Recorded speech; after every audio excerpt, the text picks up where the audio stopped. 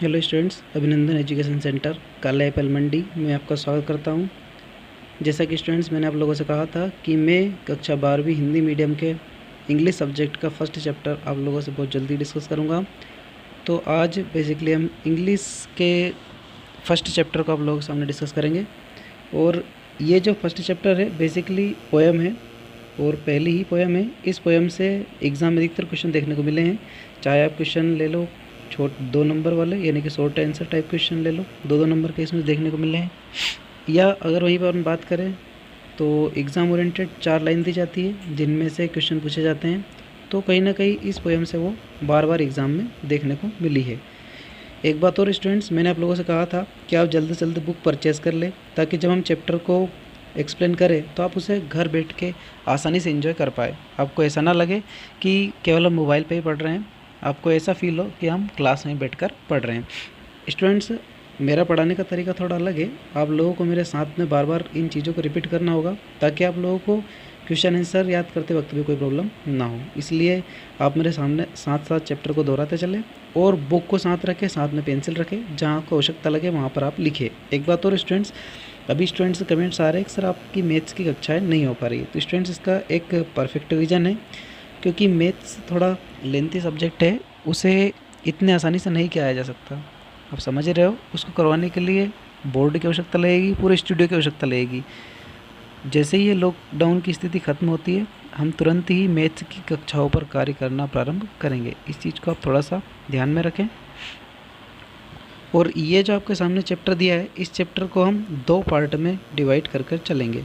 ठीक है, आप लोगों के सामने आज फर्स्ट पार्ट डिवाइड होगा, इसके बाद हम अगले वीडियो में सेकंड पार्ट को डिस्कस करेंगे जिससे कि आपको आसानी से समझ में आ जाए। यदि आप इस चैप्टर को लेकर इंश्योर है या पर कहीं पे आपको प्रॉब्लम आ रही है तो आप आपके व्हाट्सएप ग्रुप में कमेंट्स करें ताकि मुझे समझ में आ जाए कि आप लोगों को कहीं पर प्रॉब्लम आ रही है चैप्टर में। देखिए, इसमें पहली लाइन दी है चैप्टर में, teach me to listen lord, हे भगवान मुझे सुनना सिखा दीजिए। ये लाइन बार बार रिपीट हुई है, इस लाइन को आप यहीं समझ लीजिए।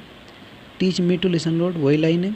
टू दोस्त उन लोगों को, नियरेस्ट मी जो कि मेरे पास में है, माई फैमिली मेरा परिवार, माई फ्रेंड्स मेरे दोस्त, माई कोवर्कर्स मेरे सहसाथी, help me to be aware मुझे जागरूक होने में सहायता करिए जिससे कि नो मैटर कोई भी फालतू का मामला नहीं, would know matter what word I hear फालतू की कोई सी बातें मेरे लिए कोई महत्व ना रखे।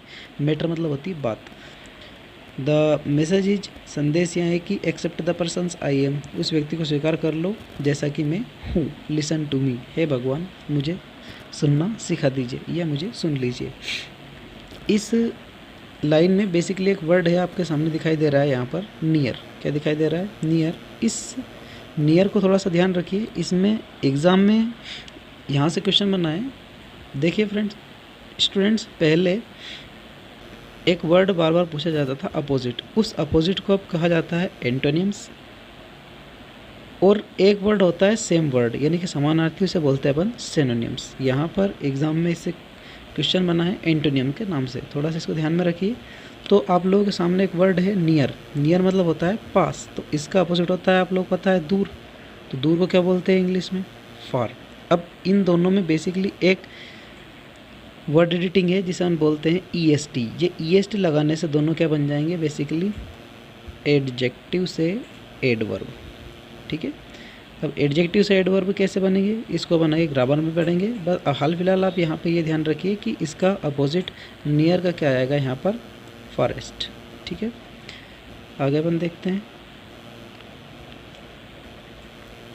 Teach me to listen lord हे भगवान मुझे सुनना सिखा दीजिए।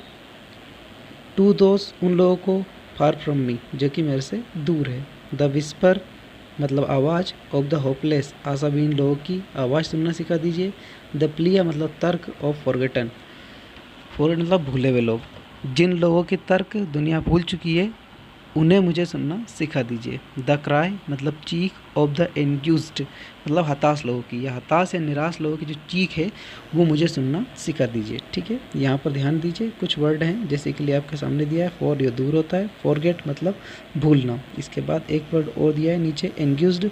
एंग्यूज होती है वेदना या फिर जिन लोगों को काफ़ी सताया जाता है। ठीक है, आगे देखिए इसके बाद में, teach me to listen lord हे भगवान मुझे सुनना सिखा दीजिए। टू माई सेल्फ मुझे स्वयं को है, मेरे स्वयं को। हेल्प मी, मेरी सहायता करिए। टू बी लेस अफेयर्ड, ताकि मैं डर से क्या हो जाऊँ, मुक्त हो जाऊँ।